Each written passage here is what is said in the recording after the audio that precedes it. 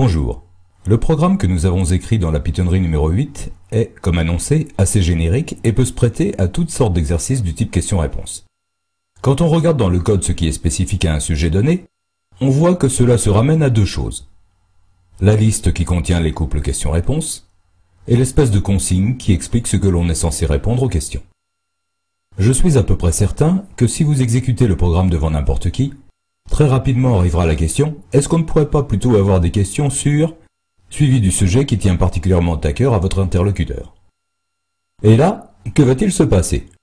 Si vous expliquez à la personne « C'est facile, tu rentres là les questions et les réponses, et ici la consigne », environ 9 fois sur 10, vous allez voir la personne se dégonfler et battre en retraite en disant « Oula, moi l'informatique, je n'y connais rien ». Il faut dire qu'entrer la liste de questions et de réponses, avec les apostrophes, les virgules et tout, n'est pas ce qu'il y a de plus passionnant à faire, surtout quand on a un assez grand nombre de questions. Ce serait beaucoup plus facile si l'on pouvait mettre les questions et réponses, un couple par ligne, sans virgule et sans apostrophe. Et tant qu'à faire, ce serait beaucoup mieux si d'autres que vous pouvaient entrer les données, dans le bloc-notes par exemple. Aucun problème avec Python qui, comme tout langage de programmation qui se respecte, sait parfaitement manipuler des fichiers externes. Dans un langage de programmation, c'est comme dans une application telle qu'un traitement de texte. On ouvre les fichiers, on les lit ou on les modifie, et on les ferme. Il y a plusieurs manières d'ouvrir les fichiers avec Python qui utilisent toutes la même fonction. Je vous montre la manière recommandée qui est de créer un bloc qui commence par with, qui veut dire avec. La fonction qui ouvre le fichier s'appelle open, qui justement veut dire ouvre. Elle prend deux arguments. Le premier est le nom du fichier à ouvrir, et le deuxième dit ce que l'on veut en faire. Si l'on veut simplement lire des données, ce qui est notre cas, on mettra R, l'initiale de read qui veut dire lire. Si l'on veut écrire un nouveau fichier, ou réécrire un fichier existant, on mettra W comme write qui veut dire écrire. Si l'on veut rajouter des choses à la fin d'un fichier existant, ce sera A comme append, et ajoute accessoirement. Si l'on veut à la fois lire et en plus réécrire dans le même fichier, ce sera R+. As signifie en tant que, et F est le nom que je donne à un nouveau type d'objet, un fichier ouvert. Encore une fois, je n'essaie pas de tout vous montrer, mais de vous expliquer sur des cas simples comment les choses marchent. Lire un fichier composé de lignes est assez simple. Tout d'abord, constituons notre fichier. Comme je vous l'ai dit, tout ce qui a besoin de changer, c'est la consigne et la série de questions et réponses. On va dire que notre fichier contiendra la consigne sur la toute première ligne et les questions et réponses sur les lignes suivantes. Par exemple, nous allons dire quelque chose comme « Quel est le prénom de cet auteur célèbre ?» avec des questions et des réponses séparées par 2 points sur les lignes qui suivent.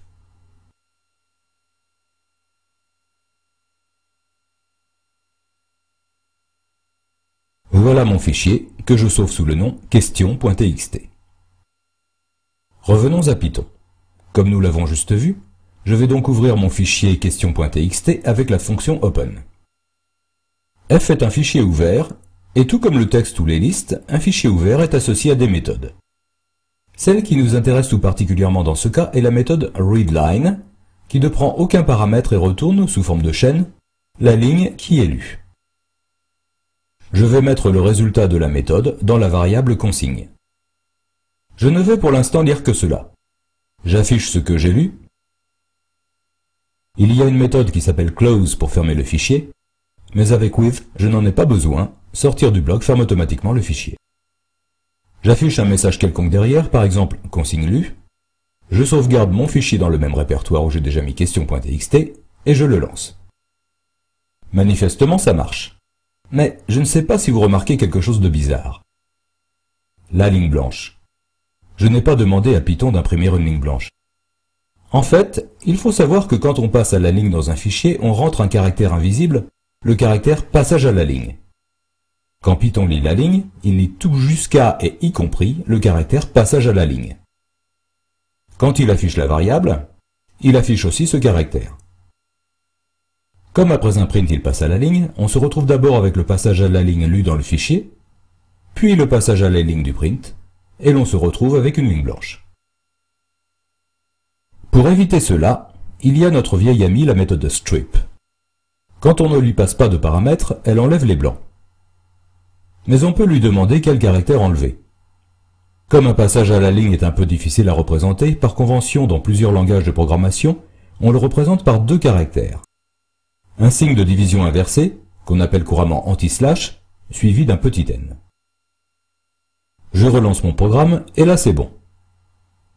Au passage, quand on veut écrire dans un fichier, ouvert avec par exemple un paramètre W ou A, on utilise la méthode write, qui ne retourne rien mais prend comme paramètre le texte que l'on veut écrire.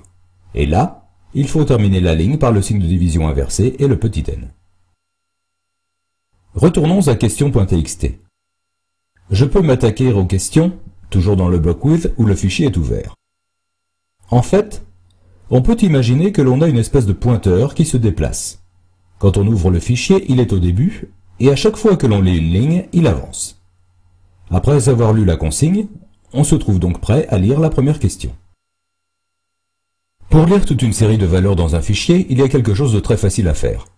Vous vous rappelez peut-être comment, avec for, on peut mettre successivement dans une variable tous les éléments d'une liste.